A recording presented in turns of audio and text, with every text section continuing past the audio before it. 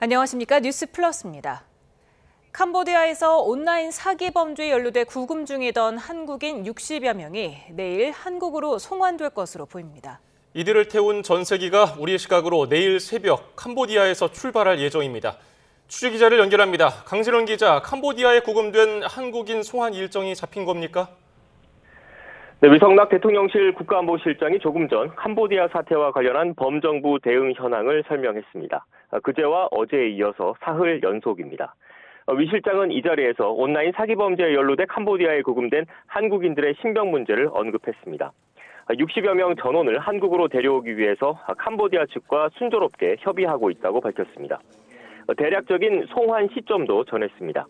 아직 확정된 건 아니지만 우리 시각으로 내일 새벽 이들을 태운 전세기가 캄보디아 프놈펜을 떠날 수 있도록 논의 중이라고 말했습니다. 계획대로 진행될 경우 캄보디아에 구금됐던 한국인 60여 명은 내일 오전 인천공항에 도착할 거로 보입니다.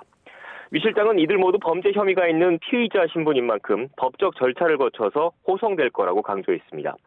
국적기인 전세기에 타는 순간 체포영장을 집행할 것이란 의미로 보입니다.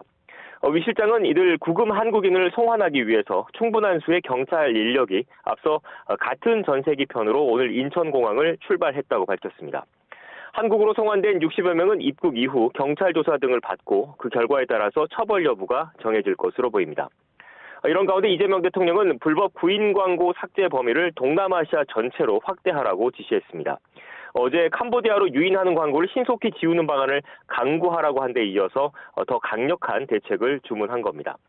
이규현 대통령실 홍보소통수석이 오늘 오후 예정에 없던 브리핑을 열고 공개한 내용인데요. 캄보디아에 대한 단속이 심해지면 범죄 조직의 행선지가 다른 동남아 국가로 옮겨갈 수 있다는 판단이 고려된 것으로 보입니다. 지금까지 용산 대통령실에서 YTN 강진원입니다. 캄보디아에서 숨진 한국 대학생의 사망 원인을 밝힐 현지 경찰과의 공동 부검이 다음 주에 진행됩니다. 경찰 수사관들이 주말쯤 출국해서 부검을 지켜보고 구체적인 사망 원인과 추가 범행 여부까지 조사할 예정입니다. 취재기자를 연결합니다. 김근우 기자, 숨진 대학생에 대한 부검이 다음 주에 진행된다고요? 네, 그렇습니다. 다음 주 초쯤 진행하는데 월요일인 20일쯤이 가장 유력한 것으로 파악됐습니다. 국립과학수사연구원의 부검팀이 집도하고 경찰청 본청과 경북경찰청 등에서도 수사관을 보내 입회할 예정인데요. 다만 수사관들이 아직 현지로 출국하지는 않았는데 캄보디아 측과의 협의 결과에 따라 일정이 바뀔 수도 있기 때문입니다. 만약 모든 게 계획대로 진행된다면 이번 주말쯤 출국하고 20일 부검을 지켜볼 것으로 전해졌습니다. 경찰은 부검을 통해 사망 원인은 물론 장기 적출 여부를 비롯한 추가 범행 가능성까지 폭넓게 확인할 계획입니다. 현지에서 부검이 모두 끝나면 시신은 화장해 사건 이후 2달 만에 국내로 옮겨지고 결과는 국내 수사기관에 공유될 예정입니다. 숨진 대학생 박모 씨는 지난 7월 통장을 비싸게 사준다는 모집책에게 속아 캄보디아로 갔는데요. 8월 초쯤 고문당해 숨진 채 발견됐고 이후 2달 넘게 국내로 시신이 돌아오지 못하고 있습니다. 경찰은 박 씨를 캄보디아로 보낸 모집책 홍모 씨와 그 배후 조직이 대포 통장에서 몰래 돈을 빼는 통장 누르기를 한 것으로 의심하고 있습니다. 이들이 범죄 수익금을 가로챈 걸 현지 조직원들이 알아채고 박 씨를 고문해 돈을 받아내려다 살해했다는 겁니다. 모집책 홍 씨는 이미 붙잡혀 다음 달 13일 첫 재판을 앞두고 있고 경찰은 홍 씨와 함께 일한 배후 조직을 특정하기 위해 통장에서 빠져나간 수천만 원이 어디로 흘러갔는지 추적하고 있습니다. 지금까지 대구경북취재본부에서 YTN 김근우입니다. 캄보디아에서 온라인 사기 범죄에 연루돼 구금 중이던 한국인들의 국내 송환 시점이 다가오면서 캄보디아 현지는 분주한 가운데 송환 준비가 본격화하고 있습니다. 캄보디아 현지에 파견된 우리 정부 합동 대응팀은 막판 실무 절차를 밟고 있습니다. 자세한 내용은 캄보디아에 나가 있는 취재기자를 연결해서 알아봅니다. 김다현 기자. 네, 캄보디아 프놈펜입니다. 네, 정부 합동대응팀이 파견된 지 사흘째 한국인 송환 문제가 정리되고 있군요. 네, 그렇습니다. 우리 정부 합동대응팀은 그동안의 현지 활동으로 구금자 송환이 이루어진 것과 관련해 다소 안도하는 분위기입니다. 다만 아직 전세기 도착과 출발까지는 다소 시간이 남은 만큼 긴장감도 느껴지고 있습니다. 합동대응팀은 오늘 캄보디아 현지에서 캄보디아 정부 당국자들과 구금자 송환을 위한 세부 조율 작업을 이어가고 있습니다. 확정된 건 아니지만 현지 시각 오늘 밤 자정쯤 이 전세기가 푸놈펜에서 인천공항으로 출발하는 것을 전제로 캄보디아 측과 막바지 협의를 진행하고 있습니다. 정부 합동대응팀이 캄보디아에 급파된 지 현지 시각 기준으로 사흘째인데요. 오늘도 합동팀은 고위급 인사들을 접촉했습니다. 박성주 경찰청 국가수사본부장은 캄보디아 경찰청 청장과 면담을 진행했고 이어 외교부 차관과 내무부 장관 등도 만났습니다. 이 자리에서 한국인 송환뿐만 아니라 사망자에 대한 부검 문제 등도 논의된 것으로 보입니다. 정부 합동대응팀의 기자회견도 예정이 되어 있기 때문에 이때 조금 더 협의의 진척 상황을 자세하게 전해드릴 수 있을 걸로 보입니다. 앞서 김진아 외교부 2차관 겸 정부 합동대응팀 단장은 훈마네트 캄보디아 총리를 만나기도 했고 스캠 단지 현장 점검도 나섰습니다. 어젯밤 박일 전 주 레바논 대사가 현지에 도착했는데 현재 생사 여부나 신원이 확인이 되지 않은 한국인의 소재 파악 등 현안을 우선적으로 챙길 것으로 보입니다. 지금까지 캄보디아에서 전해드렸습니다. 캄보디아로 돈벌이 하러 갔다가 납치나 감금을 당했다는 사례가 잇따르자 이재명 대통령까지 나서 취업 사기 광고를 막는 방안을 마련하라고 지시했죠. YTN 취재진이 캄보디아행을 권유하는 모집책과 대화를 나눠봤더니 아직도 월급 1,000만 원이 넘는 안전한 일자리라면서 거리낌 없이 범죄 가담을 제한하고 있었습니다. 이현정 기자입니다. 쉽게 접할 수 있는 인터넷 홈페이지 구인 게시판입니다. 캄보디아에서 가장 탄탄한 회사라며 한 달에 1,000만 원이 넘는 돈을 벌게 해주겠다고 홍보합니다. YTN 취재진이 텔레그램을 통해 이들 모집책과 직접 대화를 나눠봤습니다. 처음에는 거주 지역과 나이, 성별 등 간단한 개인정보를 묻더니 대뜸 업무가 합법적이지 않다는 설명을 늘어놓습니다. 합법적인 일은 아니거든요. 연인인 것처럼 하면서 오빠 하면서 이제 그냥 약간 그냥 그런 느낌으로만 통화하고 그냥 그게 끝이에요. 그러니까 연애를 빙자해 돈을 뜯어내는 사기 수법인 로맨스 스캠 범죄를 같이 하자는 건데 취재진이 머뭇거리니 곧바로 고수익을 약속한다고 꿰기 시작합니다. 월급이 이제 1,150만 원 스타트고요. 그리고 조금 능숙해지시고 일이 좀 잘 되시면 바로 급여는 올라가요. 거의 1,400만 원까지 올라가요. 이런 고수익을 보장하겠다는 회사의 주소를 보니 캄보디아에서도 범죄 단지가 가장 밀집한 곳으로 꼽히는 시아누쿨빌이 본사입니다.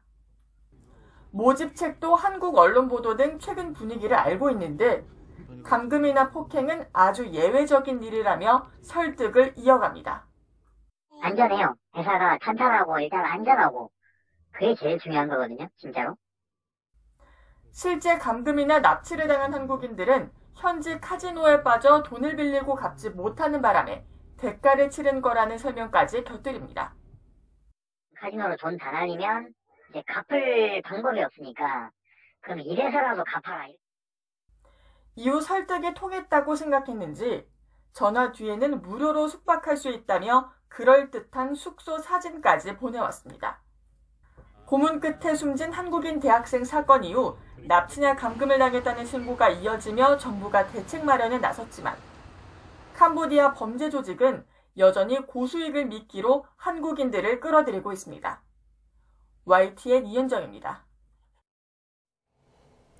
국회 국정감사에서도 캄보디아 한국인 대상 납치 감금 사태와 관련해 여야 의원들이 경찰의 미온적 대응을 한 목소리로 질타했습니다. 헌법재판소에서 진행된 국회 법사위 국감에서는 여야가 또 거세게 맞붙었습니다. 취재기자를 연결합니다. 황보혜경 기자.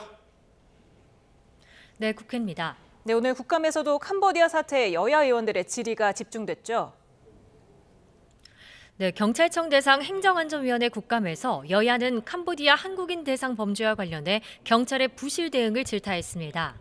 민주당은 우리나라가 캄보디아의 원조 1위 국가인데도 수사당국 간 공조가 제대로 이루어지지 않는다며 한라인 구축 필요성을 강조했습니다. 또 국내 사이트에 여전히 한국인 유인글이 올라오고 있는데도 경찰이 적극적으로 조치하지 않는다고 비판했습니다. 민주당은 지난해 국감에서도 문제를 지적했지만 당시 윤석열 정부는 외면했고 국제범죄에 대응할 경찰청 내 외사범죄 수사대도 없앴다며 구 정권의 화살을 돌리기도 했습니다. 국민의힘은 캄보디아 범죄 조직이 국내로 활동 범위를 넓히고 있는데도 경찰이 이를 파악조차 못하고 있다고 지적했습니다. 서범수 의원은 미국과 영국의 제재 대상에 오른 캄보디아 프린스 그룹이 이름을 바꾼 뒤 서울 강남에 사무실을 낸 거로 파악했다면서 엄정 조사를 촉구했습니다.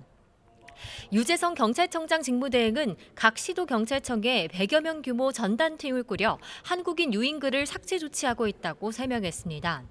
또 다음 주 캄보디아 경찰과 양자회담을 통해 코리안 데스크 설치와 상시 공조체제 구축을 협의하겠다고 밝혔습니다. 오늘 행안위 국감에선 공직선거법 위반 혐의로 체포됐다가 석방된 이진숙 전 방송통신위원장 관련 논란도 도마 위에 올랐습니다. 국민의힘은 경찰의 과잉 충성에서 비롯된 기획체포라고 지적했고 민주당은 법원도 체포영장 발부의 정당성을 인정했다고 반박했습니다. 윤석열 전 대통령 체포영장 집행 방해 의혹과 관련해선 김성훈 전 대통령 경호처 차장과 이광우 전 경호본부장이 증인으로 출석해 국민께 사과의 뜻을 전했습니다. 법사위 국정감사에서는 재판 소원이 화두였지요? 네, 우선 법사위는 지금 이 시각에도 국회에서 군사법원을 상대로 국정감사를 진행하고 있습니다. 오늘 오전에는 헌법재판소를 찾아 3시간 가까이 감사를 벌였는데요. 대법원 판결에 대해 헌법재판소에 헌법소원을 제기할 수 있도록 하던 재판소원 도입이 쟁점이었습니다. 민주당이 이르면 다음 주 월요일 발표할 사법개혁안에 이를 포함할지가 관심인데요. 전현희 의원은 국민 기본권을 보장하기 위한 조치라며 도입 필요성을 강조했습니다. 이에 국민의힘은 대법관을 증언한다면서 사실상 사심제를 도입하는 건 모순이라며 헌재 업무 과중으로 국민권리구제가 지연될 수 있다고 반대했습니다.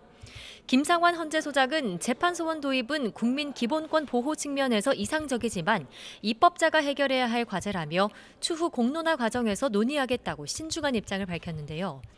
민주당 박균택 의원은 헌재 인력으로 감당할 수 있겠느냐는 목소리가 여권에서도 나온다며 신중론을 제기하기도 했습니다.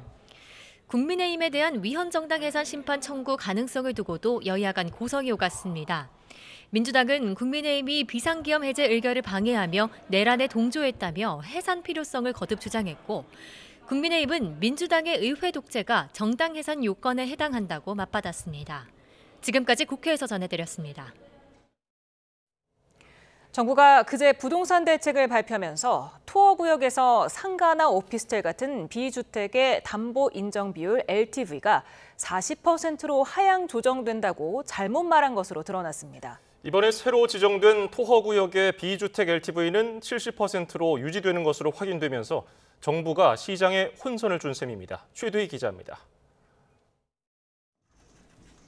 지난 15일 정부는 서울 전역과 경기 12개 지역을 토지거래 허가구역으로 지정하면서 주택담보대출 LTV 비율이 40%로 축소된다고 밝혔습니다. 토지거래 허가구역 확대 지정에 따라 주담대 LTV 비율이 70%에서 40%로 축소되고 같은 날 기자들에게 전한 자료에는 상가와 오피스텔 같은 비주택 담보대출 LTV도 70%에서 40%로 강화한다는 내용이 담겼습니다. 이어진 브리핑에서도 금융위 관계자는 상가 오피스텔 LTV가 40%로 강화된다고 설명했고 이에 따라 언론에서는 비주택의 LTV가 40%로 줄어든다고 보도했습니다. 하지만 정부가 잘못된 내용을 알려준 것으로 드러났습니다. 이번 대책으로 신규 지정된 토지거래 허가구역 대상은 아파트와 동일 단지 내 아파트가 1개 이상 포함된 연립 다세대 주택이기 때문입니다. 이에 따라 비주택 LTV는 70%로 유지되는 게 맞는데도 정부는 비주택까지 토어구역으로 묶이는 것처럼 혼동한 셈입니다. 이에 대해 국토교통부 관계자는 이번에 지정된 토어구역 비주택 LTV는 70%가 맞다며 혼선이 있었던 것 같다고 해명했습니다. 그러면서 금융위 차원에서 은행 등에 따로 안내했다고 설명했습니다. 비주택담보대출 LTV는 70%가 적용된다는 해명 자료는 대책 발표 이틀 뒤에야 나왔습니다. 중대한 대책을 내놓는 과정에서 신중하지 못한 일처리로 큰 혼선을 빚었다는 점에서 비판을 피할 수 없는 대목입니다. 부동산 대책 회의는 서로 소통이 된 상태에서 그 경제 상황에 맞게 또 부동산 시장에 맞게 합의된 내용들 합리적인 방법으로 결정을 하고 발표해야 되는데 이게 엇박자가 나게 되면 시장에 혼란을 가중시킬 수 있습니다. 앞서 국토부가 서울 전역을 토어구역으로 확대 지정한 데 대해 서울시가 일방 통보라며 반발한 데 이어 부처 간 엇박자로 잘못된 사실까지 전달하면서 대책 논의 과정에서 소통 부재가 있는 것 아니냐는 지적도 나옵니다. YTN 큐드입니다. 코스피가 장중 3,794까지 오르며 또 장중 최고가를 경신했지만 차익 실현 매물에 밀리며 3,740대로 마감했습니다. 0.4% 하락 출발한 코스피는 장중 3,794까지 올라 3,800 턱밑까지 도달했지만 개인과 기관 투자자의 순매도에 밀리며 0.01% 오른 3,748로 마쳤습니다.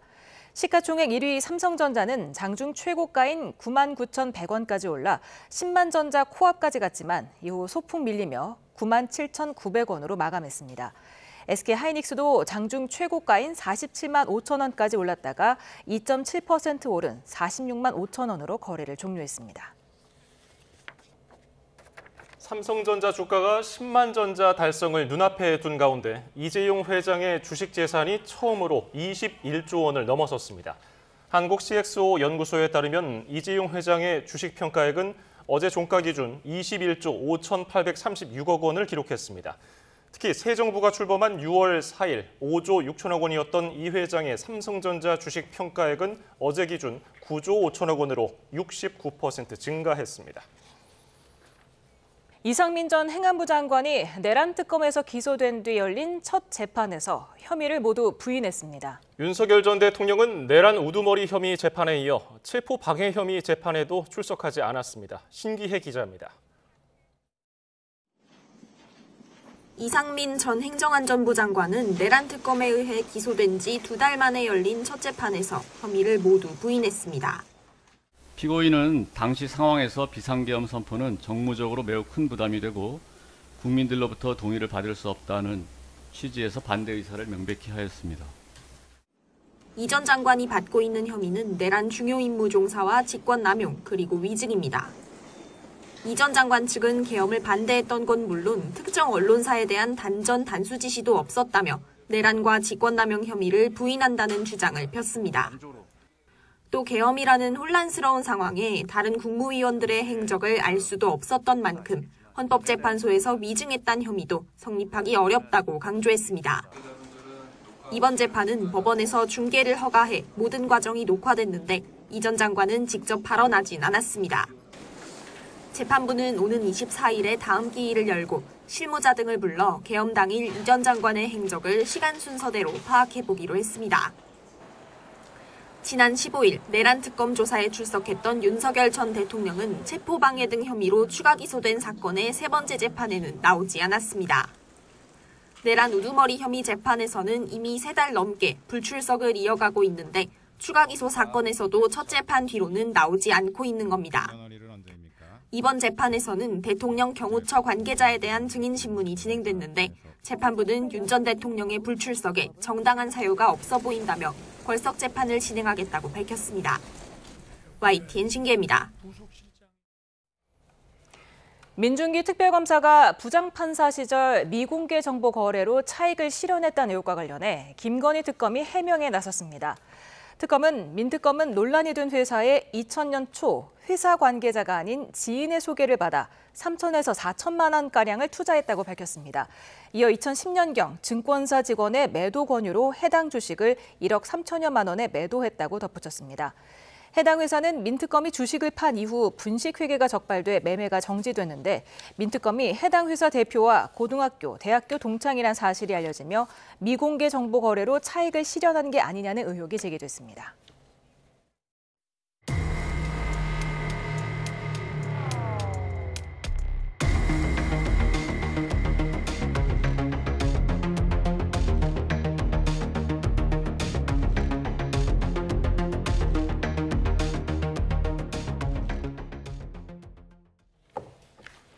오늘 캄보디아 경찰서에 구금된 한국인 2명이 추가로 국내로 송환됐습니다. 네, 정부는 남은 구금 한국인 60여 명에 대해서도 송환 계획을 밝혔는데요.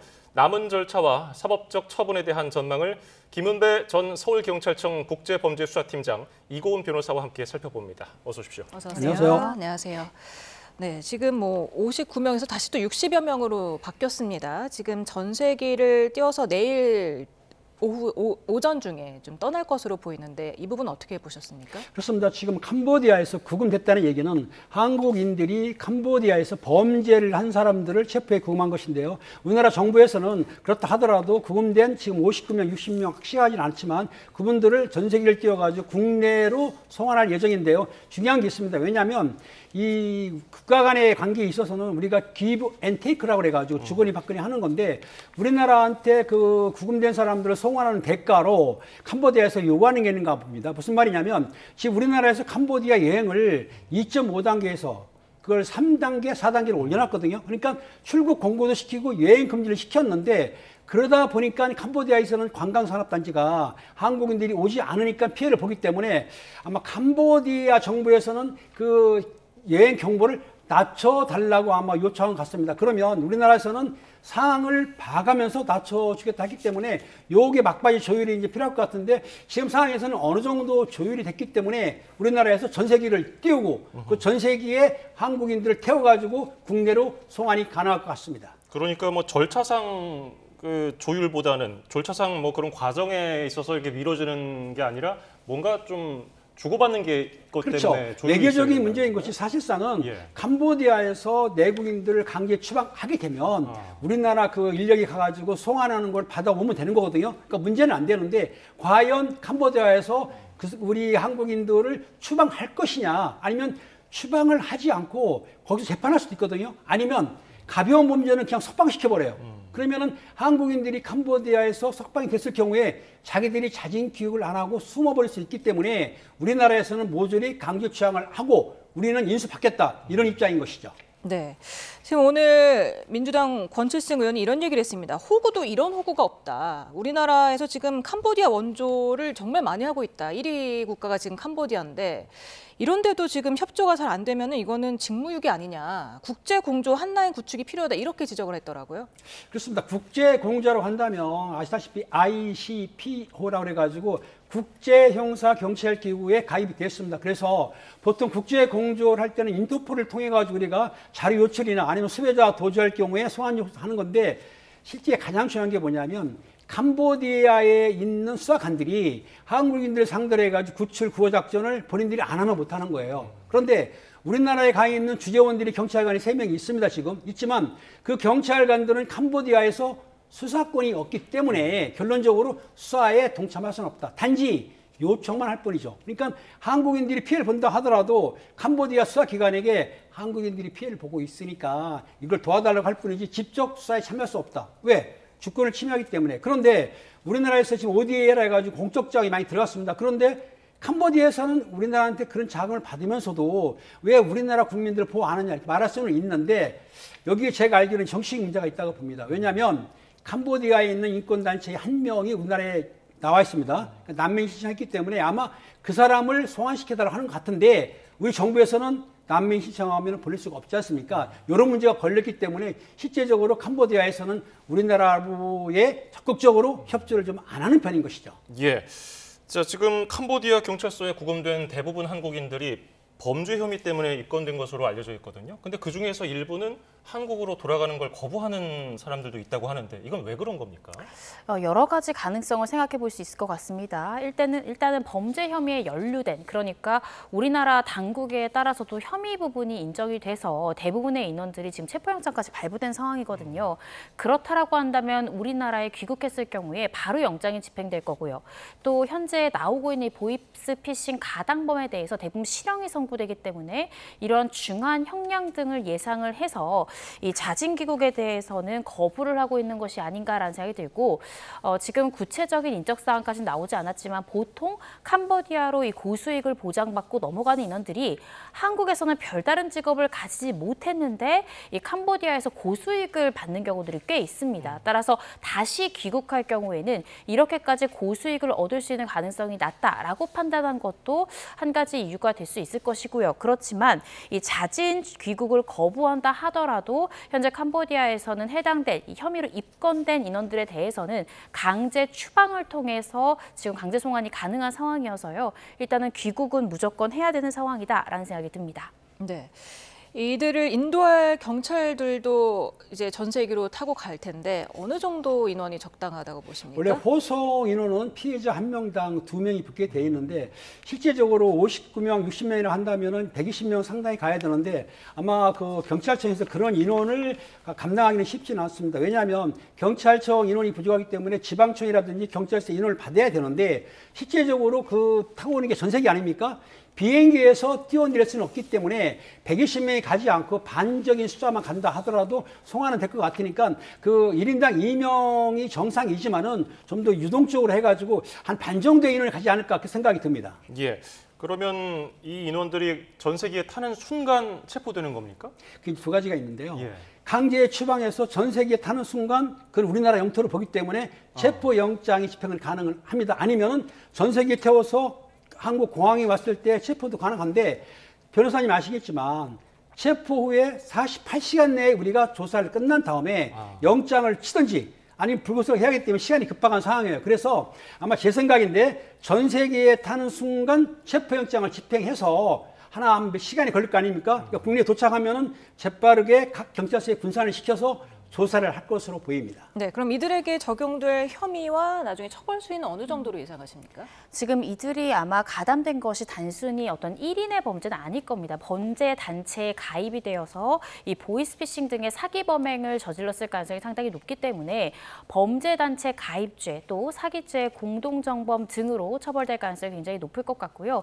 또 중간에 어떤 통장이나 접근 매체를 이용한 인원이 있었다라고 하면 이 전자금융법 위반 등의 혐의까지도 검토해 볼 수 있을 것 같습니다. 그런데 이 해당된 지금 인원들이 아마 여러 가지 로맨스 스캠이라든지 보이스피싱이라든지 다양한 이 전자금융과 관련한 범죄를 저질렀을 것이기 때문에 기본적으로는 사기죄가 공통적으로 적용될 가능성이 굉장히 높다라는 생각이 듭니다. 예. 그리고 저희 YTN이 단독 보도해드린 내용이었는데 이 범죄 단지에서 오가는 한국인 3명 중에 2명이 다리를 절고 있었다는 그런 증언이 나온 거예요. 이게 물론 뭐 경찰 조사를 받겠지만은 뭐 치료가 먼저 이루어집니까? 아니면 그 절차는 어떻게 됩니까? 이제 피해가 상처가 있을 경우에는 치유하는 건 맞는데 이 사람들이 중환자가 아니기 때문에 병원에 입원해가지고 중환자일 경우에는 진술을 받을 수는 없지만 다리 저는 정도라고 한다면 간단하게 치료한 뒤에 경찰서에서 진술이 가능하거든요. 그러니까 지금 상황에서는 저 다리 저는 사람들에 대해서는 조사가 가능합니다. 지금 구금된 60여 명을 데려오는 것보다 사실 더 중요한 거는 납치 감금된 사람들을 구출해서 오는 거 아니겠습니까? 네. 이 부분은 어떻게 진행이 된다고 보십니까? 저는 사실은 이 구금된 한국인들을 지금 송환해 오는 것은 사실 큰 문제가 아니라고 봤고요.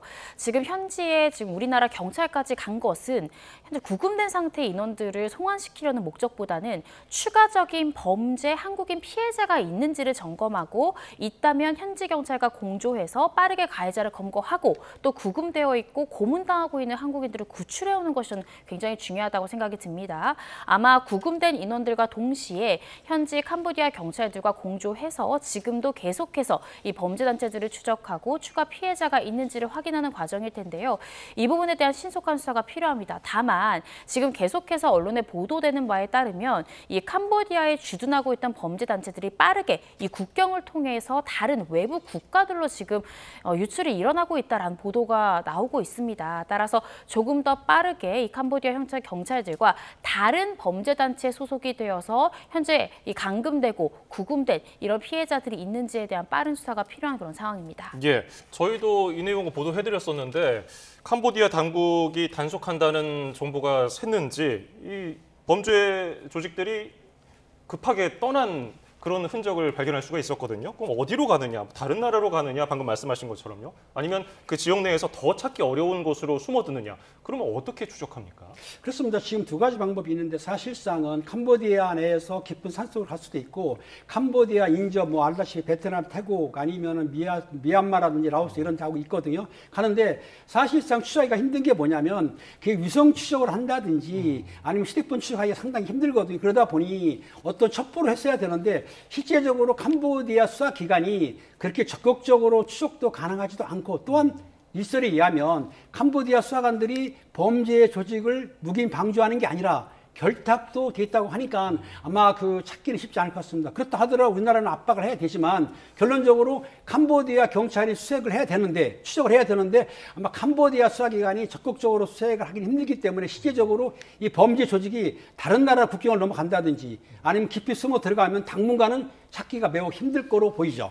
네, 혹시 뭐 위성 사진으로 추적을 한다던가 지켜본다든가 그런 걸 할 수는 없는 겁니까? 위성 사진을 받으려고 한다면은 미국의 도움이 필요한 것 같은데 아마 미국에서 그 도움까지 줄 줄은 모르겠지만, 그리고 캄보디아 내정 문제이기 때문에 외국에서 위성 사진을 촬영해가지고 볼 수는 없고요. 캄보디아 자체에서는 위성을 찍어서 보낼 정도의 수사 기능이 없기 때문에 실제적으로 말씀하신 대로 위성 추적을 해서 그 범죄 단체를 추적한다. 요거는 상당히 어려울 것 같습니다. 예.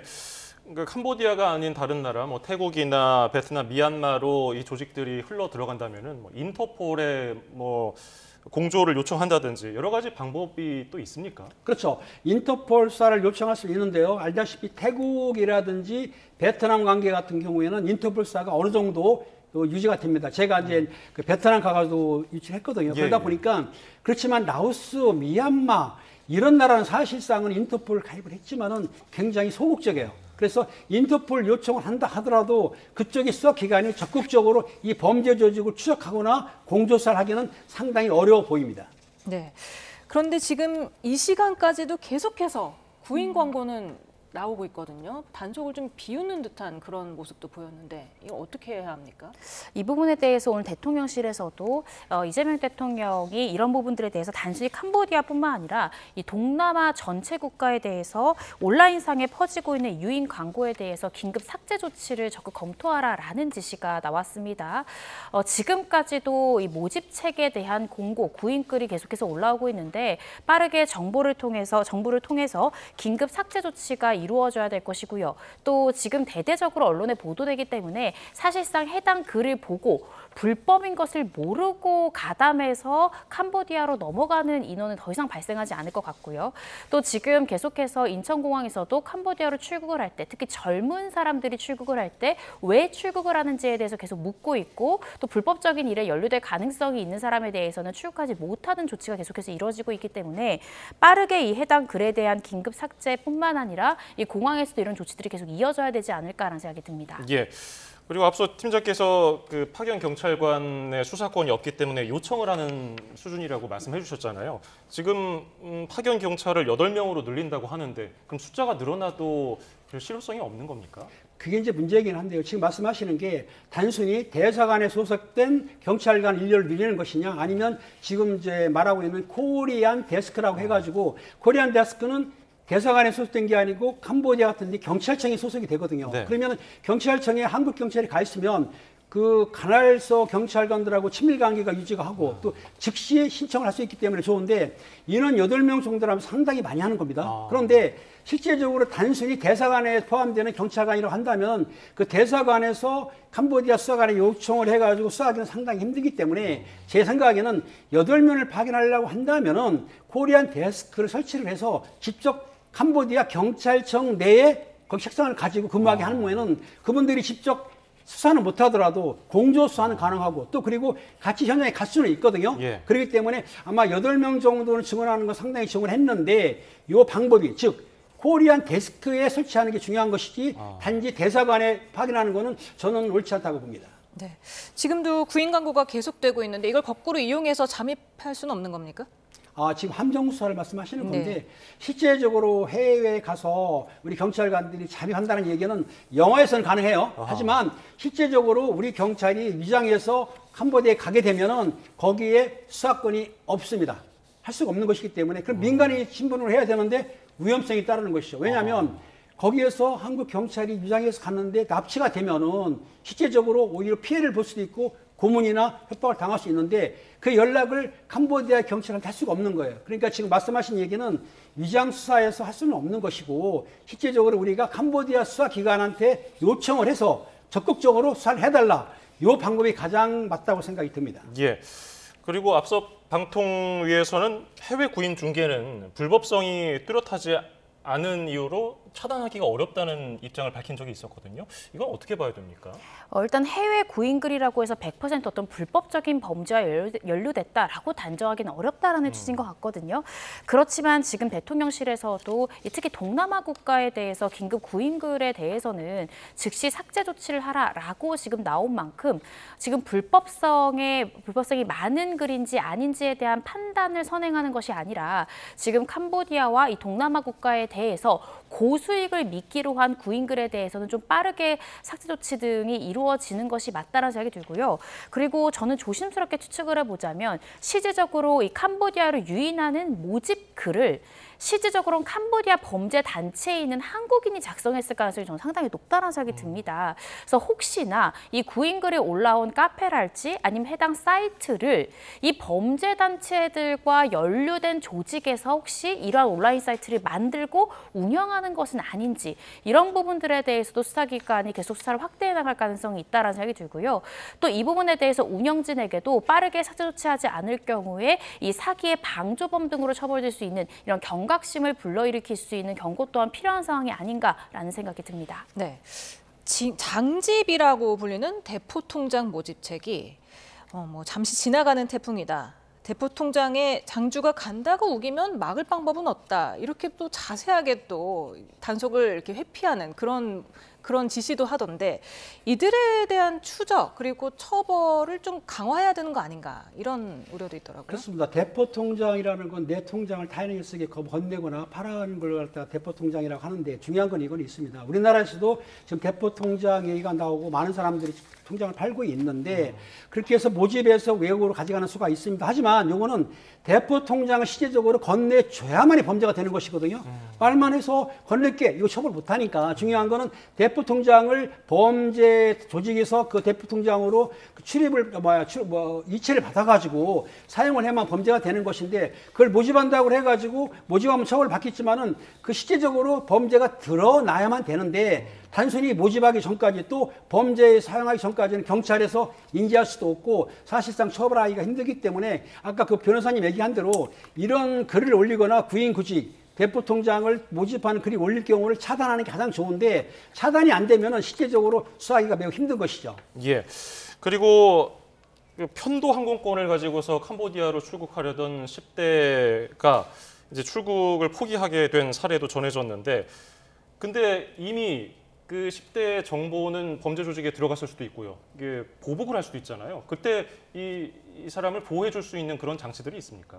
보호 장치는 실질적으로 캄보디아에 있는 조직들이 한국에 와서 피해를 주지 않는 한 쉽지 않고요. 알다시피 한국에 있는 범죄 조직하고 연계가 됐을 겁니다. 그러다 보니까 한국에 있는 조직들이 위해를 갈 수는 있는데 우리나라 경찰력이 많지가 않습니다. 그렇기 때문에 실질적으로 위험성이 존재가 약하면은 신변보호하기가 상당히 힘듭니다. 최근에는 무슨 보이스피싱이 아니라 그 아시겠지만 그 사람 따라다니는 거 있죠? 예. 그걸 뭐라고 부르죠? 스토킹 아닙니까? 스토킹. 잘하시네. 스토킹 범죄는 중요하기 때문에 하지만은 보이스피싱 범죄를 해가지고 신변보호는 없거든요, 사실. 그래서 요거까지는 경찰이 그렇게 한계가 있기 때문에 쉽지는 않다. 단 연락이 와서 목숨을 위협하거나 생명을 위협할 정도로 한다면 가능은 합니다. 네.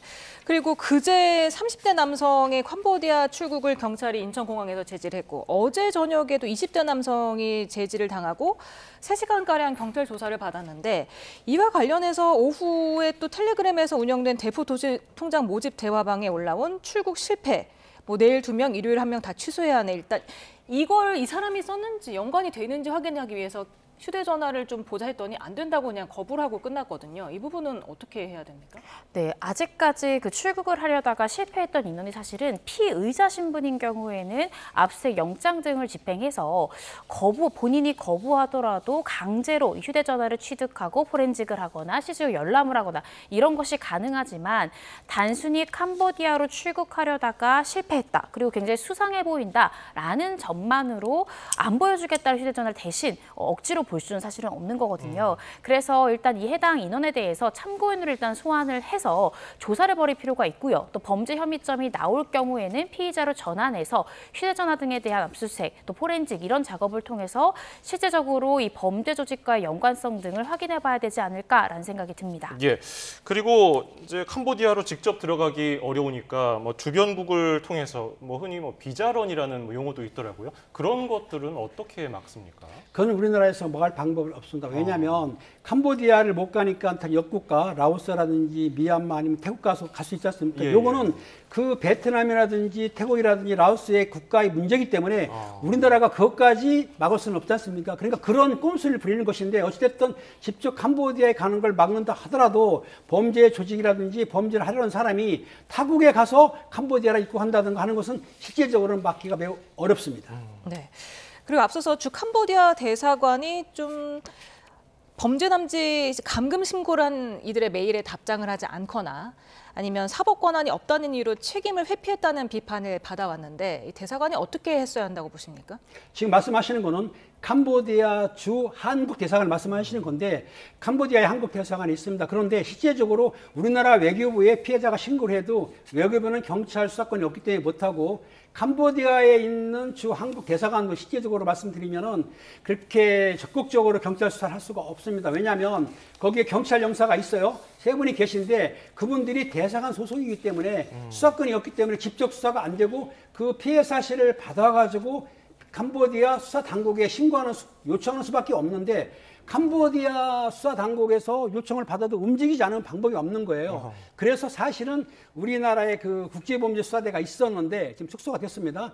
국제범죄수사대 경찰청에 신고하게 되면은 바로 인터폴 통해서 공존할 수는 있는데 그 부분이 좀 아쉬웠던 거예요. 그러니까 피해자 입장에서는 외교부라든지 대사관에 연락을 했지만 대사관에서 소속된 경찰 인력 3명이 있으니까 그분들에게 즉시 요청을 했어야 되는데 왜 그 부분을 안 했는지는 의심이 가지만 이 피해자 입장에서는 다급하니까 막 요청했지만은 아마 대사 입장에서 볼 때는 시간을 가지고 거기에서 신고를 하라고 했다는데 요거는 좀 확인을 해봐야 할 것 같습니다. 왜냐하면 대사관에서 피해 신고 받게 되면 당연히 캄보디아 수사기관에 요청해야 되는데도 불구하고 본인한테 캄보디아 경찰에게 신고해라 했다?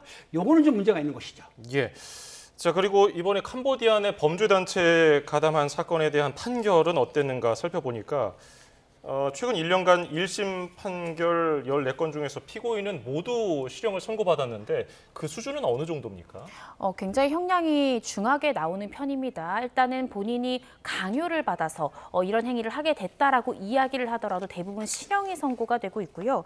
구체적으로 몇 가지 케이스를 설명을 드린다면 울산지방법원에서 나온 판결인데요. 2023년 11월에 지인을 통해서 제안을 받고 실질적으로 이 콜센터 상담 일을 약 3개월 동안 했던 사람입니다. 이 사람 같은 경우에 피해자를 유인하는 역할을 실제로 수행했는데 형량 자체가 징역 4년의 실형이 선고되는 이제 중형을 선고받았고요. 뿐만 아니라 대전지법에서 실질적으로 콜센터였던 상담원 역할을 한 것도 아니라 이 중국인 조직원이 작성했던 이 주식 리딩 사기의 이 문구를 한국어로 번역하고 교정한 사람한테도 징역 5년 6개월이라는 중형이 선고되었습니다. 그래서 굉장히 선고 형량이 높고 실질적으로 실형이 선고된다라고 예상해 볼 수 있고요. 아마 이런 부분들 때문에 현재 캄보디아에 구금된 인원 중에 자진 귀국을 나는 원치 않는다라는 의사를 표명한 사람도 있었던 것이 아닌가라는 생각이 듭니다. 네. 그리고 앞서도 말씀드렸지만 어제와 그제 계속해서 인천공항을 통해서 캄보디아로 가려던 사람들이 제지가 됐잖아요. 이 정도면은 이제 이게 안 좋은 일이라는 걸 알면서도 가는 거 아닌가? 왜 이렇게까지 가려고 하는 건지 좀 의문이 드는데요. 그러니까 국내에서 취업이 힘들고 실업자라든가 신용불량자 같은 경우에는 국내에서 취업이 힘들기 때문에 유혹이 들어옵니다. 캄보디아라든지 외국에 가게 되면 한 달에 2천만 원, 3천만 원 벌고 1,500 이상 번다 그러면은 누구나 혹한 마음이 있지 않습니까? 그런데 중요한 건 이건 있습니다. 국내에서는 범죄를 하게 되면은 쉽게 검거도 되고 첩보를 입수하지만 캄보디아에 건너가게 되면은 우리 수사권이 미치질 못합니다. 그런데 캄보디아 수사 당국이 범죄 조직을 뭐 소탕을 한다든지 적극적으로 수사하면 가지 못할 텐데 소문이 나기를 캄보디아 경찰 수사 당국이 아마 범죄 조직하고 같이 뭐 같은 통속이라고 하기 때문에 실제적으로 캄보디아에서 범죄를 하더라도 검거가 되지 않을 것이다 하는 거하고 아까 변호사님 얘기했지만은 이 사기 범죄가 더군다나 전자금융거래법 즉 통장을 파는 행위가 일선 그 젊은 층에서는 별거 아니야. 처벌 크게 안 받아. 왜냐하면 그전에는 불구속 수사를 했거든요. 이게 실제적으로는 5년 이하 징역이나 3천만 원 이하 벌금인데 통장을 파는 것이. 근데 그거를 크게 생각 안 하고 간단하게 생각하는 거예요. 팔으면 어때? 돈 좀 받고 팔지. 이런 마음인데 더군다나 국내가 아니고 해외이기 때문에 처벌을 안 받을 것이다. 그런 마음 때문에 캄보디아라든지 외국에 가서 그런 범죄 조직에 가담하는 것이죠. 예, 지금 캄보디아 범죄 단체 뭐 어쨌든 가담한 사람이든 피해자든 1,000명 정도가 된다고 알려져 있는데 피해자인지 아니면 범죄를 저지른 사람인지 구분은 어떻게 합니까? 사실은 본인을 먼저 조사를 해봐야 될 것 같습니다. 본인의 이야기를 들어보고 보통 캄보디아 내에 있는 범죄 조직들이 한 명이 개개인이 움직여서 보이스피싱하는 건 아니지 않습니까? 보통 조직을 이루어서 하기 때문에 한 명이 본인에 대한 범죄에 대한 진술도 수사관이 묻겠지만 지금 함께 국내에 송환된 인원 중에 너와 같은 조직 내에 있었던 인원들은 누구누구냐라고 다른 공범에 대해서도 물을 겁니다. 그래서 서로에 대한 진술을 맞춰보고 그 진술의 신빙성을 판단할 가능성이 상당히 높다라는 생각이 들고요. 현재 지금 강제로 지금 추방되어서 송환될 것으로 내일 오전 중에 송환될 것으로 지금 예상되는 인원들 같은 경우에는 몸에 남은 어떤 자상이라든지 실질적으로 고문을 받았던 흔적 이런 것들이 있는지도 아마 국내 수사관들은 분명히 확인을 할 겁니다. 그래서 지금 체포영장도 각각의 주거지 관할 경찰서에서 발부받아서 가지고 있는 것 같은데 실질적으로 저는 합동수사가 좀 필요하다는 생각이 들거든요. 왜냐하면 필요한 경우에 대질 조사도 필요할 수 있고요. 또 A라는 조직원에 대해서도 B, C, D 조직원의 실제 활동들과 또 이 상보에 대해서도 물어볼 수가 있습니다. 즉 우리나라가 어떤 구체적인 플리바게닝 제도는 없지만 그래도 본인보다 상서에 대해서 진술할 경우에 검사가 구형량을 좀 조절해 줄 수 있는 그런 부분들은 충분히 가능하거든요. 그래서 이 상선에 혹시 한국인들이 있는지 이런 부분들에 대해서도 지금 다양한 공범들의 진술을 받아야 되기 때문에 각자 주거지 관할로 모두 흩어져서 조사받기보다는 합동수사본부 등이 좀 꾸려져서 이 인원들이 같은 이 수사본부에서 조사를 받는 것이 좀 필요한 상황이지 않을까. 그래야만 피해자인지 가해자인지 또 이들을 컨트롤한 상선까지도 쉽게 검거할 수 있는 기회가 되지 않을까라고 조심스럽게 의견을 개진해 봅니다. 네. 앞서서 캄보디아 경찰도 한통속이다라는 말씀을 해주셨는데 실제로 오창수 시아누쿠빌 한인 회장이 운 좋게 도주를 하더라도 현지 경찰이나 현지인 택시기사에게 돈을 주고 수배를 내려서 공항에서 한국인을 다시 잡아가는 경우도 있다. 이렇게 말을 했는데 어떻게 해야 합니까? 그렇습니다. 지금 말대로 보면은 실제적으로 경찰과 결탁이 되기 때문에 거기서 도피한다 하더라도 그 도피를 숨어있지 않은 다음에는 결론적으로 택시 기사라든지 거기 주민들이 신고를 받아가지고 오히려 다시 끌려간다는 거 아닙니까? 이런 문제는 사실상은 그 캄보디아의 수사기관의 문제인 것인데 우리나라 같은 경우 신고하게 되면 즉시 이제 보호하는데 캄보디아 같은 경우에는 자기 자국민이 아니기 때문에 우리나라로 볼 때는 외국인 아닙니까? 그러니까 캄보디아에 가 있는 한국인들은 외국인이에요. 그렇기 때문에 외국인한테 그렇게까지 보호를 하지 않고 더군다나 지금 뭐 사실 뇌물 관계가 됐기 때문에 캄보디아 수사 당국이 범죄 조직과 결탁이 됐기 때문에 오히려 그들하고 같이 공무원 관계가 아니냐. 물론 제가 확인하지 않았습니다만 그런 말이 나오기 때문에 실제적으로 피해 온 사람들이 진술이 그렇다고 한다면은 캄보디아 수사 당국이 적극적으로 수사하지 않는 한 이 방법은 해결하기가 매우 힘들다고 보이는 것이죠. 예, 지금 이 캄보디아 범죄 단지에서 최상위에 있는 그러니까 핵심 배후는 어떻게 지금 알려진 게 있습니까? 지금 나오는 것은 실제적으로 캄보디아가 중국계 아닙니까? 그러다 보니 중국에 있던 혹시 들으셔볼지 모르겠지만 삼합회라고 있습니다. 범죄 조직인데 범죄 조직들이 카지노 리조트 때문에 상당히 캄보디아에 들어와 있었습니다. 그 조직들이 캄보디아의 경제권을 쥐고 있기 때문에 실제적으로 친중계 그 삼합회 조직 본연표도 들어와 있고 일설에 의하면 일본의 야쿠샤도 들어와 있고 물론 한국의 조직 폭력들도 가 있긴 있습니다. 하지만 소수인 것이죠. 대부분 장악하는 것은 중국계 삼합회 조직 일원들이 그 회사를 유명한 회사 아니면 건실한 기업으로 위장을 해가지고 범죄 조직을 운영하는 것으로 지금 알려지고 있습니다. 네, 오늘 국회 행안위 경찰청 국정감사가 있었는데 이 자리에서 윤석열 정부 시절 외사국 폐지가 이 캄보디아 사태의 원인이 됐다 이런 지적이 나왔는데 이 부분은 어떻게 평가하십니까? 요 문제는 제가 국제범죄수사에 있었을 때 인원이 많았습니다. 그런데 그 사실은 정부에서 줄였던 건 맞습니다. 그러니까 윤석열 정부에서 그 치안 문제를 해가지고 사회에 무작위 그 묻지마 살인 사건이 생기다 보니까 인원을 순차를 돌리기 위해서 전문 수사 기관인 국제범죄수사대, 외사국 이런 인원을 축소한 거는 맞는데요. 저는 거기에 대해서 약간의 좀 불만을 가지고 있습니다. 왜냐하면 외국으로 지금 뻗쳐나가는 거고 국내에도 200만 이상의 외국인이 있는데 국제범죄 수사들을 더 증설을 해야 되는데도 불구하고 축소를 했다. 그렇기 때문에 외국인 수사도 어렵고 외국의 공조 수사라든지 인터폴 수사가 어렵기 때문에 제 개인적인 생각은 축소됐던 인원은 부활을 하고 오히려 더 증원을 해가지고 국제사회의 범죄를 대비를 해야 된다고 생각이 듭니다. 예. 자, 이제 돌아오는 한국인들 이제 조사를 통해서 여러 가지 밝혀낼 텐데 현지에서 고문을 당하거나 폭행을 당하거나 이런 경우 만약에 좀 피해를 입은 상황이 발생하더라도 현지 우리나라에서 처벌을 피할 수는 없는 건가요?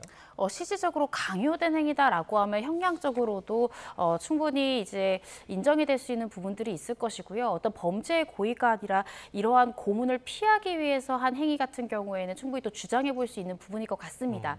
그렇지만 실질적으로 신체에 고문의 흔적이 남아있지 않고 단순히 진술로서 내가 감금당했고 또 고문을 당하는 상황이라 어쩔 수 없이 이러한 보이스피싱 내지는 뭐 로맨스 스캠 이러한 범죄에 가담하게 됐다라는 진술만으로는 현재 판례의 흐름을 보면 대부분 법원에서 인정하지 않습니다. 그래서 실질적으로 그런 고문과 감금 때문에 강요된 행위로서 이런 범죄에 가담한 것인지는 신체에 남아있는 상해의 흔적 그리고 같은 조직에 남아있는 다른 공범들의 진술 이런 것들을 통해서 구체적으로 입증하지 않는다고 하면 단순히 진술만으로는 감형을 이끌어내기는 어렵지 않을까라는 생각이 듭니다. 네.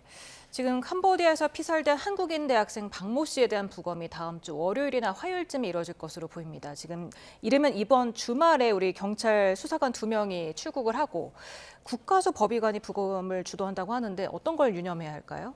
그렇습니다. 지금 우리나라에서 그 법의학자가 가기 때문에 캄보디아에서 부검하는 게 원칙인데 그걸 참여해가지고 같이 한다고 하는 겁니다. 그러면은 부검을 하게 되면 실제적으로 그 사망 사인이 나오거든요. 어떻게 해서 사망했는가, 약물에 의한 건가, 구타에 의한 건가, 아니면 심장마비에 의한 건가는 정확히 나오기 때문에 실제까지 지금은 소문만 들릴 뿐이지 사망은 맞는데 어떤 원인인가에 대해서 모르기 때문에 부검을 하게 되면 정확한 사인이 나오기 때문에 그거를 캄보디아의 수사기관에 맡기기는 조금 의심스럽다. 그래서 한국의 그 법의학자도 가고 수사관이 가가지고 부검하는 현장을 직접 참여하는 것으로 알기 때문에 부검하게 되면 사인은 정확하게 나올 것으로 생각이 듭니다. 예, 숨진 대학생 통장에서 인출된 자금 흐름을 추적했더니 국내 대포 통장 조직원을 특정했다고 들었거든요. 근데 그걸 가상자산이라든지 다른 걸로 세탁을 하면은 이게 추적이 가능합니까?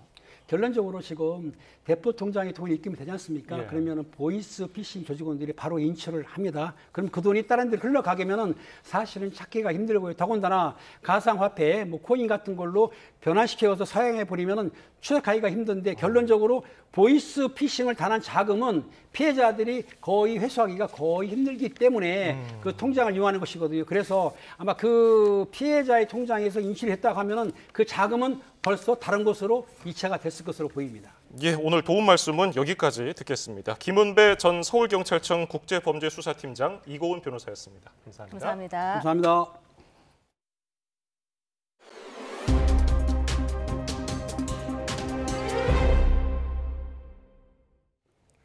정부의 업무 시스템이 해킹을 당했다는 의혹이 2달 만에 사실로 밝혀졌습니다. 원격 근무용 컴퓨터에 들어있던 공무원 인증서 650건이 유출돼 정부가 보안 강화에 나섰습니다. 양일혁 기자입니다.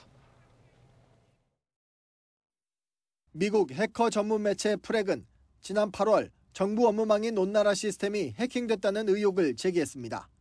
이후 해킹 여부에 대해 2달 동안 침묵을 지켜오던 정부가 결국 의혹을 사실로 인정했습니다. 누군가 행정전자서명 인증서를 몰래 빼돌린 다음 이를 이용해 온나라 시스템에 접근한 정황을 지난 7월 중순 확인했다는 겁니다. 유출된 공무원 인증용 파일은 현재 확인된 것만 650명분.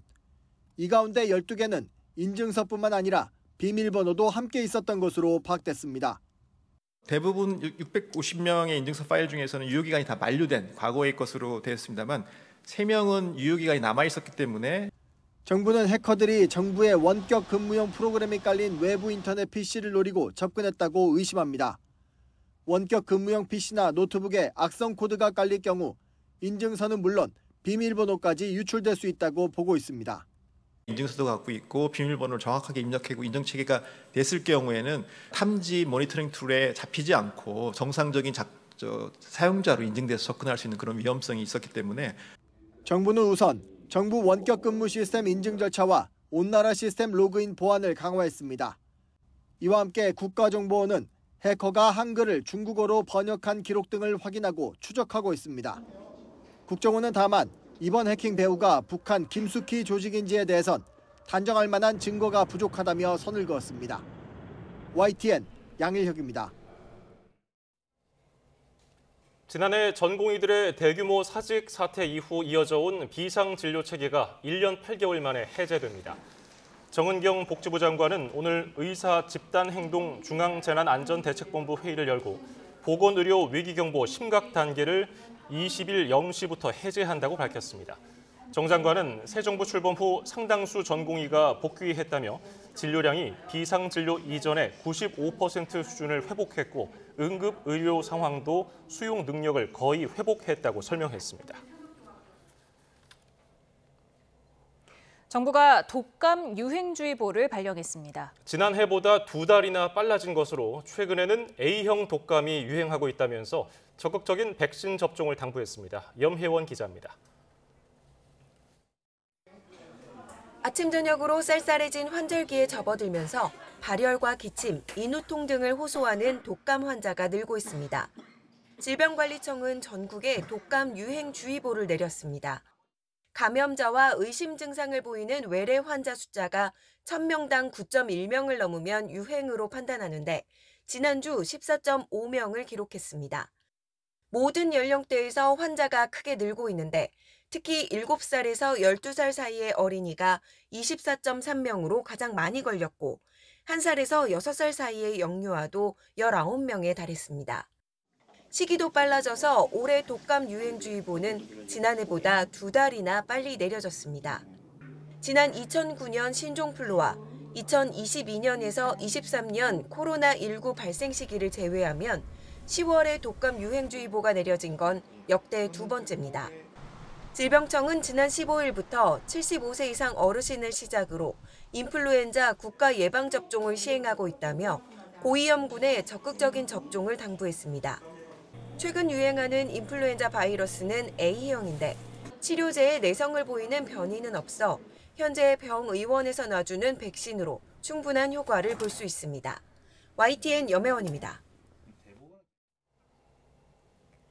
국립중앙박물관이 개관 이후 역대 가장 많은 500만 관람객을 돌파했습니다. 관람객 인원으로 전 세계 유명 박물관, 미술관과 비교를 해봐도 상위 5위권 수준입니다. 김승환 기자입니다. 일사불란하게 옆으로 이동하는 두 사람.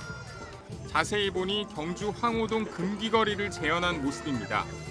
SNS에서 화제가 된 2025 국립중앙박물관 분장대회입니다. 국중박으로 불리는 국립중앙박물관은 고루한 기존 박물관 이미지를 깨고 MZ세대에 사랑받고 있습니다. 박물관의 자랑스러운 거는 건물이나 유물 그거보다도 관람객이에요. 세계 어느 나라에 이렇게 젊은이 학생들이 오는 박물관이 없습니다. 사유의 방같이 혁신적으로 개편된 전시관들이 관람객들 마음을 사로잡았고 넷플릭스 애니 K-POP 데몬헌터스의 인기에 번뜩이는 아이디어가 돋보이는 박물관 굿즈가 시너지를 냈습니다. 기대했던 것보다 너무 좋은 제품, 퀄리티도 너무 좋고 아이디어도 너무 좋은 다양한 제품들이 많이 있는 것 같아요. 지난해 1월부터 10월까지와 비교하면 올해 관람객은 무려 70% 증가했는데 연간 관람객 500만 명대를 넘은 건 1945년 국립박물관이 문을 연 뒤 처음입니다. 지난해 전 세계에서 가장 많은 인원이 찾은 박물관 미술관은 873만 명이 찾은 프랑스 파리 루브르, 이어 바티칸 박물관과 영국 박물관 등이 세계 5위권입니다. 올해가 2달이 더 남은 만큼 국립중앙박물관 2025년 방문객이 600만 명 가까이 될 수 있다는 관측이 나옵니다. 다만 안전사고가 우려될 정도로 관람객이 급증하면서 무료 입장이 아닌 적절한 입장료를 받아 혼잡도를 줄여야 하는 게 아니냐는 지적도 나오고 있습니다. YTN 김승환입니다. 전국으로 비가 확대되고 있습니다. 지금은 주로 중서부와 호남을 중심으로 비가 내리고 있지만 점차 그 밖의 지역에도 비가 내리기 시작하겠습니다. 비는 내일 오전에 대부분 그치겠는데요. 다만 남해안과 제주도는 오후까지, 영동과 경북 북부 동해안은 모레까지 이어지는 곳이 있겠습니다. 예상되는 비의 양은 영동과 충남, 제주도에 최고 60에서 70mm로 가을비치고 많은 비가 오겠고 다른 지역은 10에서 50mm의 비가 내리겠습니다. 이번 비가 추위를 몰고 오면서 점점 기온이 낮아지겠습니다. 특히 다음 주 월요일에는 서울 아침 기온이 6도까지 떨어지면서 올가을 가장 추운 날씨가 찾아올 전망입니다. 날씨 정보였습니다.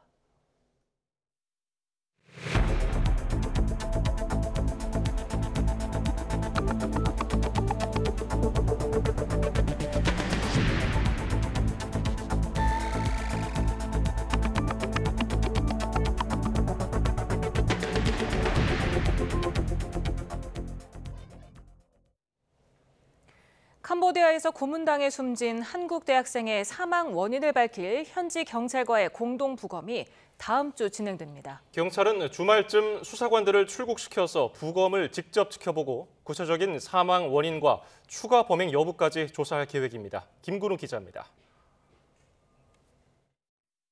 캄보디아 프놈펜의 공공장례식장 겸 화장시설인 턱틀라 사원입니다. 지난 8월 초 캄보디아 범죄단지에서 고문당해 숨진 대학생 박모 씨의 시신이 안치돼 있습니다. 사건 이후 2달 넘게 지났지만 수사 협조가 늦어지며 시신이 아직 국내로 돌아오지 못했습니다. 그러다 캄보디아 측이 뒤늦게 공동부검을 승인하며 비로소 진척을 보이게 됐습니다. 그 내부 절차 진행에 시간이 많이 소요되었습니다. 그러다가 최근에 캄보디아 측과 공동부검 문제에 대해서 합의가 잘 되었습니다. 그래서 조만간 공동부검을 실시하고 국내로 운구가 가능할 것으로 봅니다. 경찰은 다음 주 캄보디아에 수사관을 보내 박 씨의 시신을 현지 경찰과 함께 부검합니다. 현지 상황에 따라 바뀔 수 있지만 계획대로 된다면 20일이나 21일이 유력한 것으로 파악됐습니다. 부검은 국과수 주도로 이뤄지고 경찰청 본청과 경북경찰청 수사관도 조만간 출국해 참가할 예정입니다. 사망 원인은 물론 장기 적출 여부를 비롯한 추가 범행 가능성까지 확인할 계획입니다. 부검이 끝나면 시신은 화장해 국내로 운구됩니다. 경찰은 박 씨를 캄보디아로 이끈 모집책과 배후 조직에 대한 수사에도 속도를 내고 있습니다. 모집책 홍모 씨는 구속돼 다음 달 초 첫 재판을 기다리고 있는데 경찰은 자금 흐름과 통신 기록을 분석해 홍 씨의 배후 조직을 특정할 계획입니다. YTN 김근우입니다. 캄보디아 당국에 구금된 한국인들이 우리 시간으로 내일 새벽 2시쯤 정부가 보낸 전세기를 타고 프놈펜에서 인천으로 출발할 것으로 보입니다. 위성라 국가안보실장은 이같이 밝히고 송환 대상은 캄보디아 수사당국에 구금된 60여 명 전원이라며 가변적이긴 하지만 캄보디아 당국이 말한 59명보다 수가 다소 많은 것 같다고 설명했습니다. 이어 송환자 대부분이 한국 정부에서 체포영장이 발부된 범죄 혐의자 신분인 만큼 그에 맞는 법적 절차를 갖춰 호송될 예정이라고 덧붙였습니다. 이재명 대통령은 캄보디아에 한국인이 구금된 사태를 두고 캄보디아뿐 아니라 동남아 전체를 대상으로 하는 불법 구인 광고를 긴급히 삭제하라고 지시했습니다. 이규현 대통령실 홍보소통수석은 오늘 브리핑에서 이 대통령이 방송미디어통신위원회와 방송통신미디어심의위원회, 경찰청을 상대로 이같이 주문했다고 밝혔습니다. 캄보디아에 대한 범죄 단속이 강화되면서 구인 모집에 응한 사람들의 행선지가 다른 동남아 국가로 옮겨갈 수 있다는 판단 때문에 조치 대상 지역을 확대한 거라고 이 수석은 설명했습니다. 법무부가 캄보디아로 출국하는 우리 국민에게 출국 직전 관련 위험 안내 조치를 시행합니다. 법무부는 오늘부터 캄보디아로 출국하는 우리 국민에게 현지에서 발생하는 취업 사기와 불법 감금 등 범죄의 위험성 안내를 진행한다고 밝혔습니다. 또 캄보디아행 항공기 탑승구 앞에서는 항공사 직원이 주의 안내문을 나눠주는데 현지에서 긴급 상황 발생 시 신고하는 방법도 포함돼 있습니다. 국제인권단체들은 오래전부터 캄보디아 경찰이 사기 범죄를 묵인하고 있고 더 나아가 공모를 했을 가능성이 있다고 지적해왔습니다. 여기에 국제적인 제재 대상에 오른 기업이나 인물을 보면 권력 최고위층이 연루됐을 의혹도 제기되고 있습니다. 유투권 기자입니다.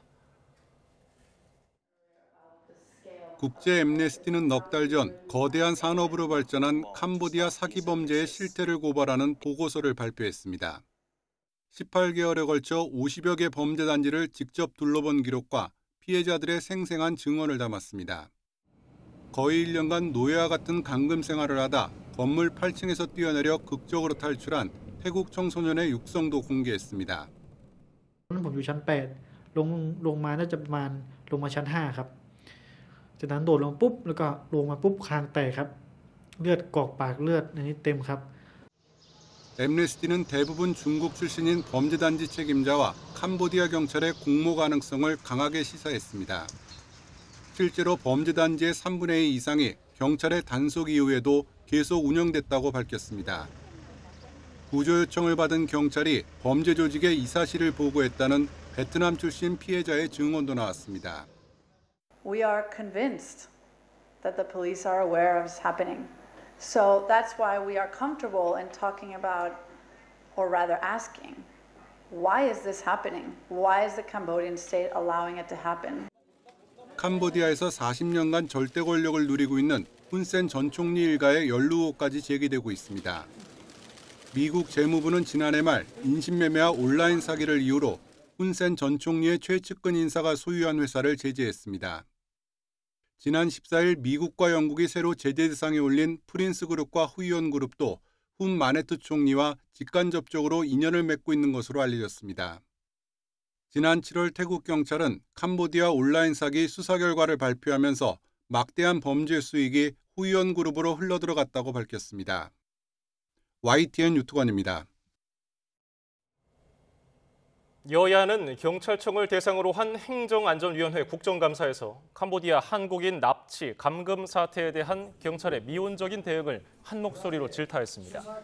더불어민주당 의원들은 우리나라가 캄보디아의 원조 1위 국가인데도 수사 당국 간 공조가 제대로 갖춰지지 않았고 국내 사이트에 유인글도 계속 올라오는데 경찰이 제대로 대응하지 못한다고 비판했습니다. 윤석열 정부 시절 경찰청 외사국 폐지와 현장 인력 축소가 캄보디아 사태의 원인이 됐다고 주장하기도 했습니다. 국민의힘 의원들은 캄보디아 범죄 배후로 지목된 프린스 그룹이 국내에서 활동하고 있는데도 경찰이 이 사실을 인지하지 못하고 있다고 꼬집었습니다. 최근 논란이 된 KT 무단 소액 결제 사태와 관련해 불법 기지국 16개가 추가로 발견되며 그 피해 규모도 늘었습니다.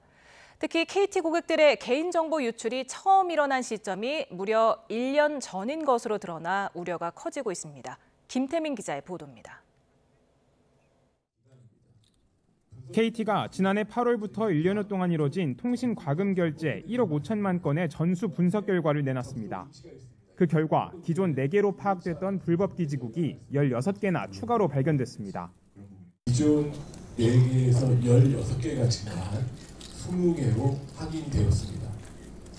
또한 소액 결제 피해 고객은 6명이 증가한 368명으로 확인됐고요.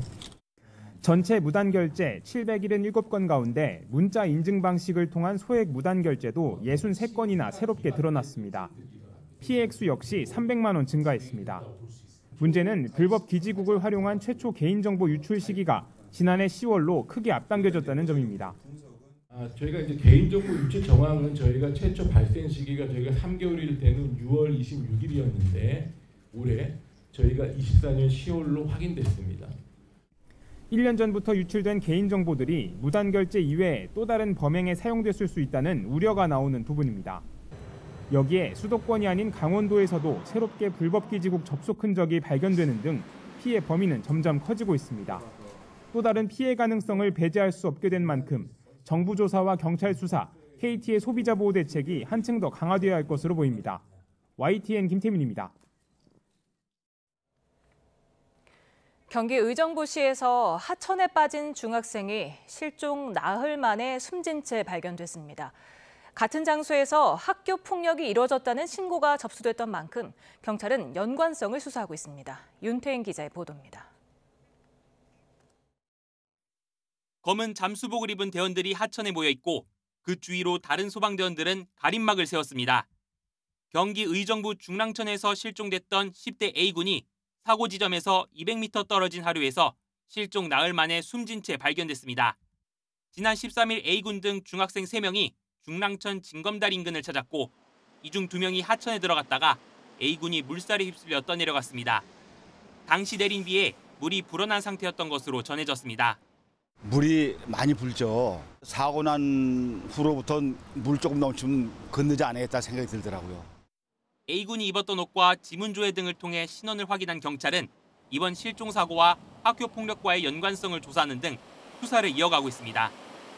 앞서 실종 나흘 전인 지난 9일 사고 장소인 중랑천 징검다리 인근에서 한 상급생이 숨진 A군을 포함한 후배 5명에게 폭력을 행사했다는 신고가 접수됐기 때문입니다.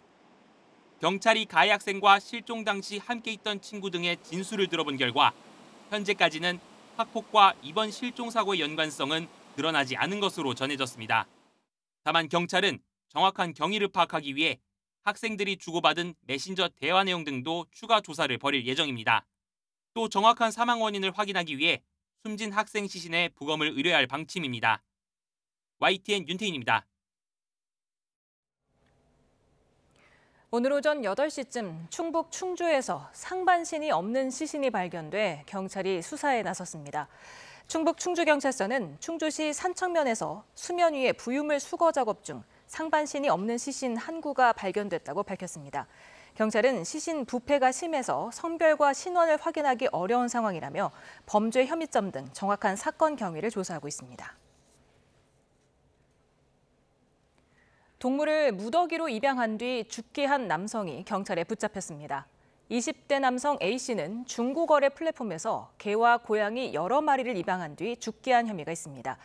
A씨 집에는 생후 4개월 미만의 개와 고양이들이 방치돼 있었고 동물 사체 4구가 쓰레기 종량제 봉투 안에서 발견됐습니다.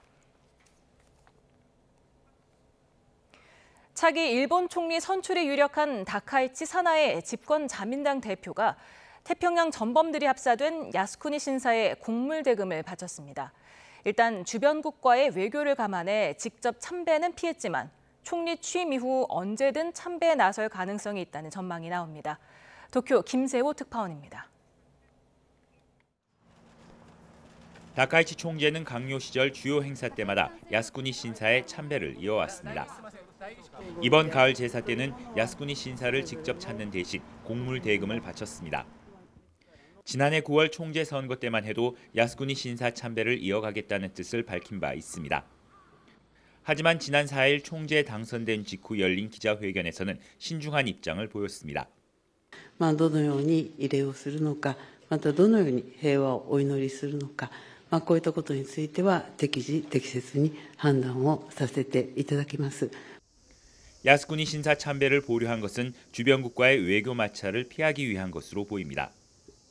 특히 총리로 지명될 경우 오는 30일부터 열리는 경주 에이펙 정상회의에서 마주할 한국, 중국 정상과의 만남도 고려한 것으로 읽힙니다. 다만 다카이치 총재는 야스쿠니 신사 참배에 나선 자민당 의원들에게 자신의 마음을 담아줄 것을 당부했습니다. 高市総裁からは私の思いも対してお参りをするようにとお気持ちをお預かりさせていただいてお参りをさせていただいております。 이 밖에 국회의원 60여 명이 집단 참배를 강행한 가운데 이시바 총리는 예년과 마찬가지로 공물을 복납했습니다. 야스쿠니 신사는 극동 군사재판으로 처형된 도조 히데키 전 총리 등 태평양 전쟁 A급 전범이 합사돼 있습니다. 다카이치 총재가 일단 야스쿠니 참배를 보류하긴 했지만 강성 우익들이 주요 지지 기반인 만큼 이후 한 번 이상은 참배에 나설 수 있다는 전망이 나오고 있습니다. 도쿄에서 YTN 김세호입니다. 우리 정부는 일본 정부 인사들이 야스쿠니 신사에 공물을 보내거나 참배한 데 대해 깊은 유감을 표명했습니다. 외교부는 일본의 과거 침략 전쟁을 미화하고 전쟁 범죄자를 합사한 야스쿠니 신사에 일본의 책임 있는 지도급 인사들이 또다시 공물을 복납하거나 참배를 되풀이한 데 깊은 실망과 유감을 표한다고 밝혔습니다. 그러면서 우리 정부는 일본의 책임 있는 지도자들이 역사를 직시하고 과거사에 대한 겸허한 성찰과 진정한 반성을 행동으로 보여줄 것을 촉구한다고 덧붙였습니다. 국정감사 5일차 국회 법제사법위원회는 또 전쟁터였습니다. 헌법재판소를 상대로 서로가 해산돼야 할 정당이라고 저격했고 재판소원 도입을 두고도 충돌했습니다. 박정현 기자입니다. 헌법재판소 국정감사에서 여야는 정당 해산을 주제로 언성을 높였습니다.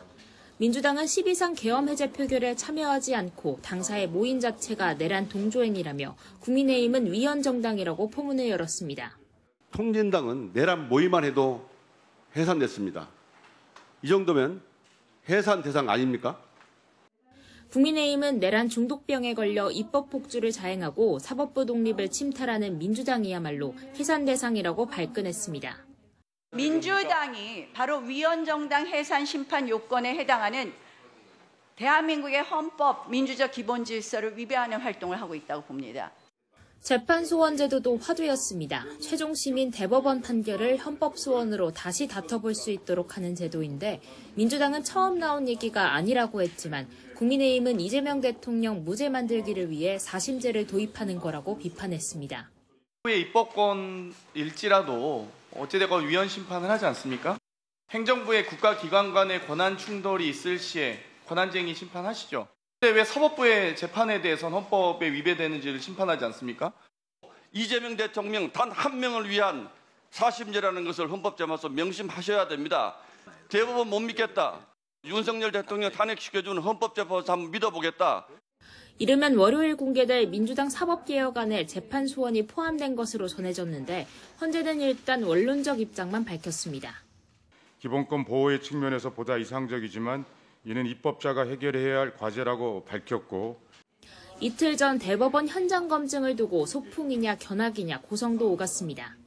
재판관계 기록을 내놓으라고 하고 그리고 또 저렇게 휘젓고 다녔습니다. 최소한도 존중은 해줘야 되지 않습니까? 아이들도 다닐 수 있는 이곳이 국회가 국정감사 가서 가는 것을 놓고 짓밟았다고요? 그 사진 누가 찍었어요? 국감장엔 김상환 헌법재판소장도 참석했는데 침묵 속 90분간 증인석을 지켰던 조희대 대법원장과 달리 김 소장은 관례대로 인사말 뒤 자리를 떴습니다. YTN 박정현입니다. 이재명 정부의 부동산 대책을 두고 국민의힘은 서울 추방령이라며 연일 공세 수위를 높이고 있는데 민주당은 신중한 표정 속에 공급책을 강조하고 나섰습니다. 김현지 대통령실 부속실장의 국정감사 출석을 두고 장외 공방전도 이어졌습니다. 박희재 기자입니다.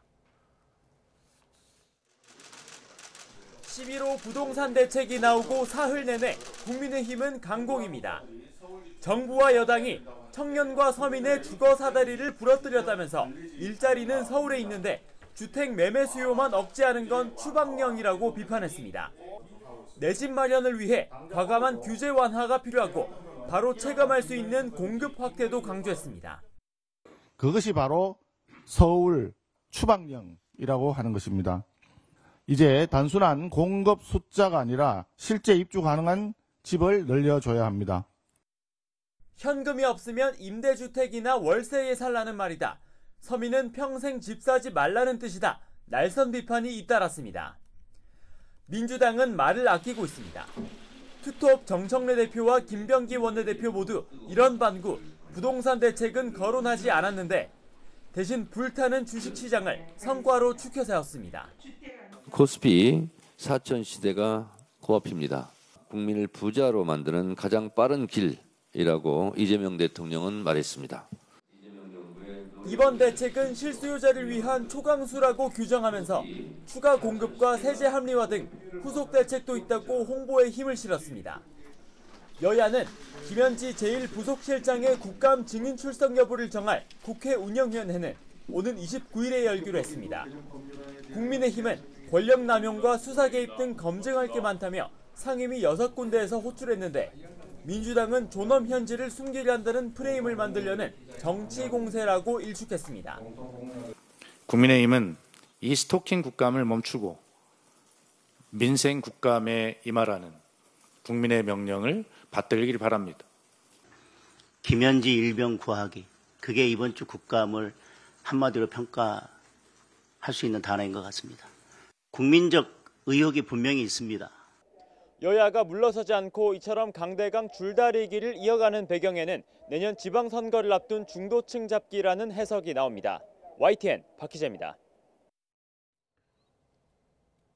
여야는 경찰청 등을 대상으로 한 국회 행안위 국정감사에서 이진숙 전 방통위원장 체포와 석방을 둘러싸고 공방을 벌였습니다. 국민의힘 의원들은 경찰이 결론을 정해두고 출석 요구서를 남발했다고 주장하며 사실상 기획 체포라고 주장했습니다. 더불어민주당 의원들은 이 전 위원장이 6차례나 출석을 안 했다는 게 더 문제라며 경찰이 일반인과 비교해서 봐주기 수사를 했다고 지적했습니다. 기상청이 올여름 강릉 지역 가뭄을 예측하지 못한 데 대해 책임을 인정했습니다. 기상청은 지난 6월까지만 해도 7월에서 9월 가뭄은 없을 것이라는 전망을 내놨지만 2달 만에 강릉 오봉저수지 저수율은 20%대로 떨어지며 재난 사태까지 선포됐습니다. 이미선 기상청장은 오늘 열린 기상청 국감에서 돌발 가뭄 예측에 부족한 점이 많았다며 내년부터는 3개월 강수량을 반영한 새로운 지수를 도입하는 등 단기 가뭄 예측 체계를 개선하겠다고 밝혔습니다. 한미 무역 최종 협상에 나선 한국 대표단은 미 백악관을 찾아 한미 조선업 협력 마스가를 집중 공략했습니다. 미 국무부는 중국의 한화오션 제재를 비난하면서 한미 조선 협력을 강조했습니다. 워싱턴 홍상희 특파원입니다. 김용범 대통령실 정책실장과 김정관 산업부 장관이 워싱턴 DC에 도착하면서 관계부처 수장들이 협상 총력전에 돌입했습니다. 김 실장은 지금까지 가장 진지하고 건설적인 협상 분위기라며 기대감을 드러냈습니다. 미국이 많은 양보를 할 것 같죠, 그럼? 미국이 그렇게 열흘 안에 어떤 결과가 있을 거라고 예상하는 것은 미국 입장에서 우리와 협상하는 것을 중간 본인들이 아마 점검할 것인데 우리에게는 나쁘지 않은 사인으로 읽고 있고. 공항에 도착하자마자 가장 먼저 향한 곳은 백악관 예산관리국입니다. 앞서 도착한 여한구 통상교섭본부장과 함께 러셀보트 백악관 예산관리국장과 50여 분 동안 만나 한미조선협력, 마스가를 집중 논의했습니다. 김정관 산업장관은 마스가에서 추진할 구체적 프로젝트에 대해 건설적인 이야기를 나눴다고 밝혔습니다.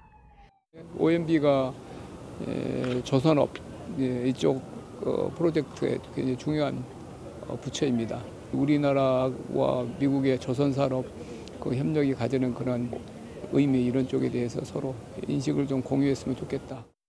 3,500억 달러, 약 200조 원 규모의 대미 투자에 대해 우리 정부가 요구한 무제한 한미 통화 스와프 논의에 진전이 없자 한미 조선 협력으로 돌파구를 찾겠다는 전략으로 풀이됩니다. 미 국무부는 최근 중국 정부가 한화오션 미국 자회사 5곳을 제재한 건 한미 조선 협력을 약화하려는 시도라고 비난하고 한국과 함께할 것이라고 강조했습니다. 경주 에이펙을 앞두고 한미 양국이 협상 속도를 높이는 가운데 구윤철 부총리 겸 기획재정부 장관은 3,500억 달러 선불 투자가 미국의 입장인 만큼 트럼프 대통령 설득 여부가 관건이라고 말했습니다. 우리 정부가 트럼프 대통령의 최대 관심사인 마스가 프로젝트로 미국에서 총력전에 나서면서 조만간 관세를 포함한 무역 협상이 최종 타결에 도달할 수 있을지 관심입니다. 워싱턴에서 YTN 홍상입니다. 한국의 3,500억 달러 규모 대미 투자 패키지의 구성 방안을 놓고 한미가 이견을 좁히기 위한 집중 협상을 벌였습니다. 김정관 산업부 장관은 현지 시간 16일 오후 김용범 대통령실 정책실장 그리고 여한구 통상교섭본부장 등과 함께 워싱턴 DC의 상무부 청사를 찾아 하워드 러트닉 상무장관 등과 2시간 넘게 협상했습니다. 김용범 실장은 회의를 마치고 나오면서 협의 성과를 묻는 기자 질문에 2시간 동안 충분히 이야기했다며 구체적인 말을 아꼈습니다. 한미 무역 협상을 이끄는 정부 대표단에 이어 국내 주요 그룹 총수들도 미국으로 총 출동했습니다. 트럼프 미 대통령과 이번 주말 만날 것으로 보여 한국과 미국 관세 협상 최종 타결에 힘을 보탤지 주목됩니다. 워싱턴에서 신윤정 특파원이 보도합니다. 삼성 이재용, SK 최태원, 현대차 정의선, LG 구강모 등 4대 그룹 회장들이 잇따라 미국으로 총 출동했습니다. 현재 시간 18일 트럼프 미국 대통령의 별장으로 알려진 플로리다 마러라고 리조트에서 열리는 골프 회동에 참석하기 위해서입니다. 어려운 저희 경제 현안들이 상당히 많습니다. 열심히 최선을 다해서 우리 경제에 좀 기여가 되도록 열심히 해보겠습니다. 이번 행사는 일본 소프트뱅크 손정희 회장의 초청으로 남아공의 전설적인 골프 선수 게리 플레이어의 90살 생일을 맞아 이뤄진 것으로 전해졌습니다.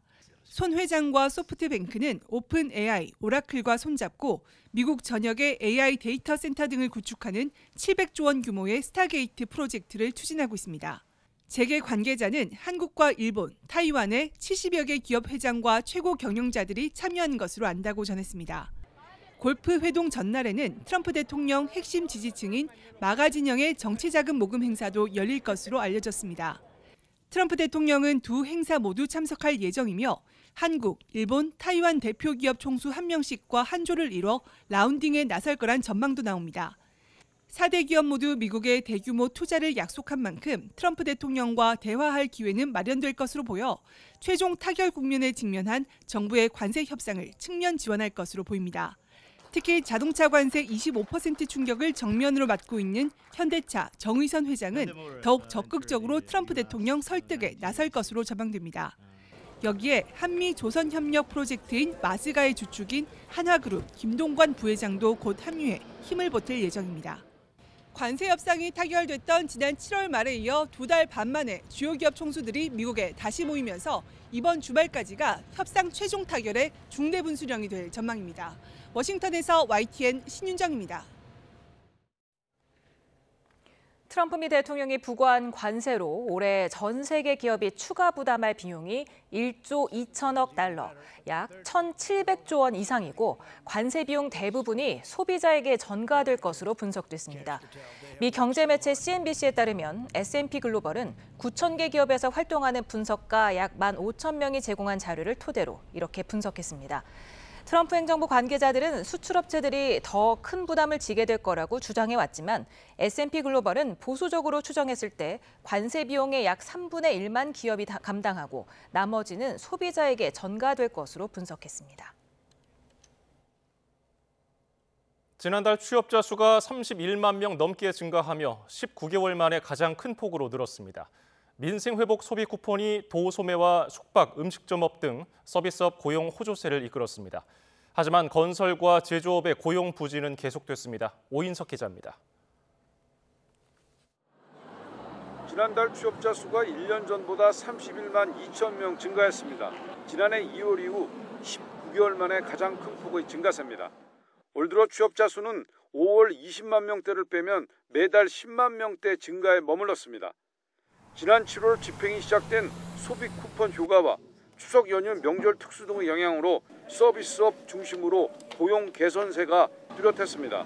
도소매업 취업자는 2만 8천 명이 늘며 7년 10개월 만에 가장 큰 폭으로 뛰었고 숙박 음식점업도 2만 6천 명이 증가해 지난 3월 이후 가장 큰 폭으로 늘었습니다.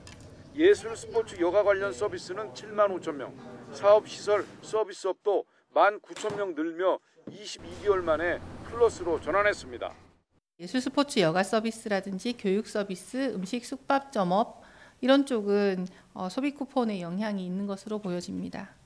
정부는 소비 쿠폰 효과가 한시적일 수 있다는 우려에 문화 쿠폰은 연말까지 소진될 때까지 지급되고 대규모 할인 축제가 예정돼 있어 정책 효과는 당분간 지속될 것으로 전망했습니다.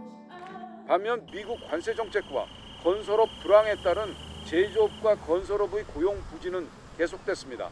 건설업은 8만 4천 명 줄며 17개월 연속, 제조업은 6만 1천 명 감소하며 15개월째 뒷걸음질 쳤습니다. 연령대별 취업자는 60세 이상에서 38만 명 넘게 늘었지만 15세에서 29세 청년층은 14만 6천 명이 감소했습니다. 소비 쿠폰 등 정부 정책 효과에도 청년층의 고용 개선세가 미약한 것으로 나타나면서 청년 고용 지원을 강화해야 한다는 목소리가 커지고 있습니다. YTN 우인성입니다. 정부가 11호 대책에서 서울 전역과 경기 12개 지역을 토지거래 허가구역으로 지정한 가운데 아파트 단지 내 혼재돼 있어서 함께 허가구역으로 묶이는 연립, 다세대는 모두 16곳에 739가구에 이르는 것으로 나타났습니다. 국토교통부가 지난 15일 토지거래 허가구역 지정 공고문을 고시하면서 아파트 단지 내 혼재된 연립, 다세대 16곳도 토지거래 허가 대상으로 묶였습니다. 예, 방금 들어온 소식입니다. 캄보디아에 구금된 한국인들을 송환하는 전세기가 곧 한국을 출발한다는 소식이 들어왔습니다. 우리 시간으로 내일 새벽에 이 전세기는 캄보디아 현지에 도착하고요. 내일 오전에 우리나라로 돌아올 것으로 예상됩니다. 다시 한번 전해드립니다. 캄보디아에 구금된 한국인을 다시 우리나라로 데려올 전세기가 곧 한국을 출발한다는 소식이 들어왔습니다. 우리 시간으로 내일 새벽에 이 전세기는 캄보디아 현지에 도착합니다. 그리고 바로 출발해서 내일 오전에 귀국할 예정입니다. 보다 자세한 소식은 이어지는 뉴스에서 전해드리겠습니다.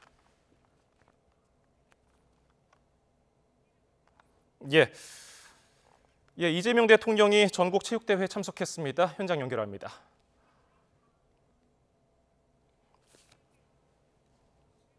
어우러진 해양 수도 부산에서 제106회 전국체육대회에 막이 올랐습니다.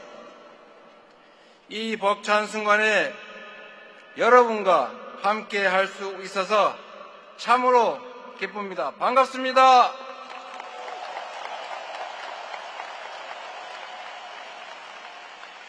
뜨거운 함성으로 선수들을 맞이해 주신 국민 여러분, 그리고 부산 시민 여러분, 17개 시도 및 제외 한인단체 선수단과 임원 여러분, 반갑습니다. 그리고 환영합니다.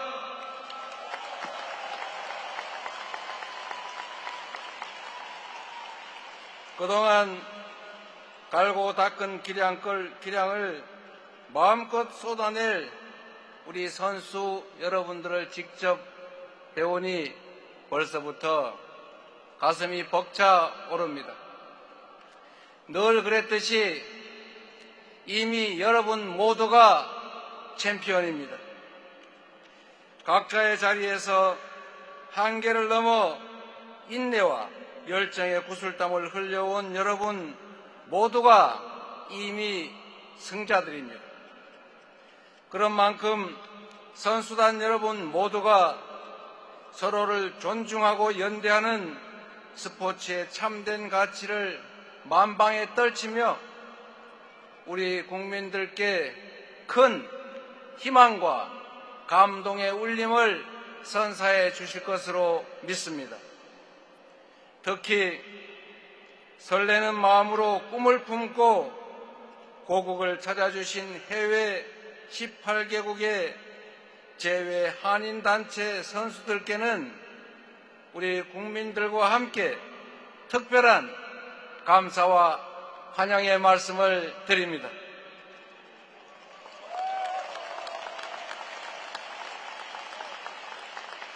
우리 대한민국 국민의 정체성을 잊지 않고 세계 속에서 대한민국의 위상을 넓히고 계신 선수단 여러분 한 분 한 분과 함께 할 수 있다는 것이 무한히 자랑스럽습니다. 여러분의 참여가 곧 우리 국민 모두에게 깊은 자긍심으로 남을 것입니다. 존경하는 국민 여러분, 올해로 106회를 맞이하는 전국체육대회는 단순한 스포츠 경기를 넘어 우리 역사에 각별한 의미를 가지고 있습니다. 이번 전국체육대회가 모두가 함께 즐기는 스포츠 축제가 될 수 있었으면 좋겠습니다.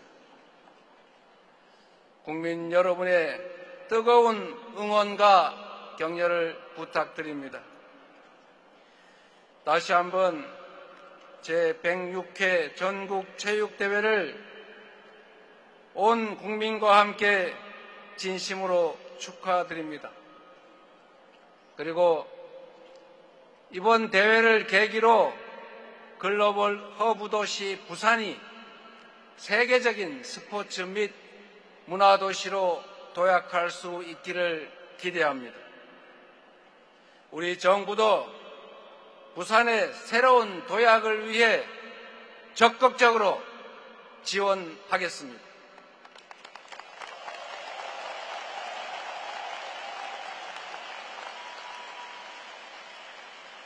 제2의 도시, 제2의 수도 부산의 그 영광을 다시 되찾을 수 있도록 우리 박형준 시장님께서도 그리고 우리 부산 시민들께서도 노력하고 계시는데 그 노력이 헛되지 않도록 새로운 희망이 될 수 있도록 대한민국 온 나라가 균형 잡힌 성장과 발전을 할 수 있도록 최선을 다하겠습니다.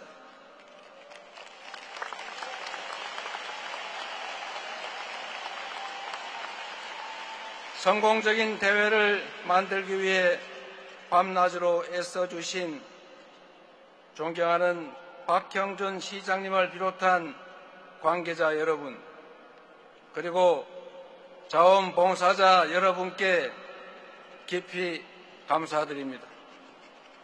여러분 모두의 건승과 행복을 기원합니다. 고맙습니다.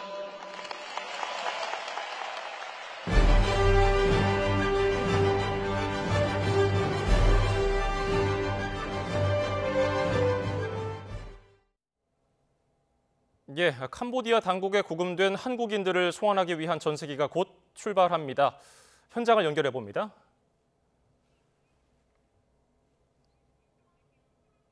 예, 자 현장 보시겠습니다. 일단 저희가 화면상 보여드리는 항공기가 실제로 이 캄보디아로 향하는 전세기인지는 저희가 아직 확인을 더 해봐야 되고요. 일단 참고적으로 보여드리고 있습니다. 캄보디아 당국에 구금된 한국인들을 송환하기 위한 전세기가 캄보디아로 출발하게 됩니다. 지금 화면에 보여드리는 항공기가 해당 전세기인지는 아직 확인이 더 필요하고요. 우리 시각으로 내일 새벽에 캄보디아에 도착 예정입니다. 그리고 내일 오전에 다시 인천으로 돌아오게 되는데요. 앞서서 4명은 미리 우리나라에 송환이 돼 있습니다. 남은 한국인 60여 명을 송환할 예정인데요. 캄보디아 범죄단지 단속대 체포된 것으로 전해져 있습니다. 보다 자세한 내용은 이어지는 뉴스에서 전해드리겠습니다. 오늘 뉴스 플러스는 여기까지입니다. 시청해주신 여러분 고맙습니다.